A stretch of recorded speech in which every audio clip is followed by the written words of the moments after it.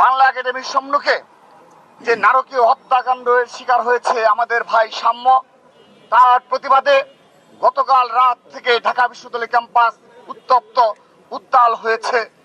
তার সহপাঠীরা এবং ছাত্রদলের আপামর নেতা কর্মীরা, সাধারণ শিক্ষার্থীরা এই হত্যাকাণ্ডের প্রতিবাদে মুখর হয়েছে এবং আমরা ছাত্রদলের পক্ষ থেকে তাদের প্রতি কৃতজ্ঞতা জানাচ্ছি। সেই সাথে স্মরণ করিয়ে দিচ্ছি, গতকাল রাত থেকে আজকের এই সময় পর্যন্ত আমাদের সম্মানিত বিসি স্যার এবং প্রক্টর স্যারের তাদের কাছ থেকে স্পষ্ট কোনো বক্তব্য এখন পর্যন্ত আমরা পাইনি। শুধু তাই নয়, এই ঘটনার পূর্বেকার বেশ কিছু অনাকাঙ্ক্ষিত ঘটনা ঘটেছে। ছিনতাইয়ের ঘটনা ঘটেছে ক্যাম্পাসে এবং মাদক সেবীদের দ্বারা আমাদের ছাত্র ছাত্রীরা বিভিন্ন সময় ছিনতাইয়ের শিকার হয়েছে, আক্রান্ত হয়েছে। বিশেষ করে সোহরাওয়ার্দী উদ্যান, এখানে মাদকের সয়লাভ এবং মাদক সেবীদের অভয়ারণ্যে পরিণত হয়েছে।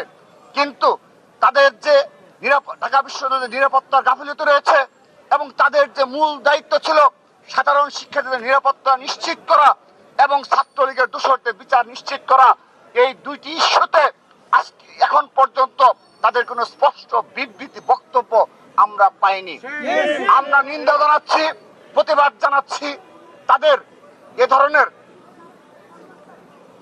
নীরব ভূমিকা আমাদের মনে নানাবিধ প্রশ্ন জাগে যে তারা আদৌ সত্যিকার অর্থে ঢাকা বিশ্ববিদ্যালয়ের সাধারণ শিক্ষার্থীদের নিরাপত্তা দেওয়ার মতো তাদের সামর্থ্য রয়েছে কি না।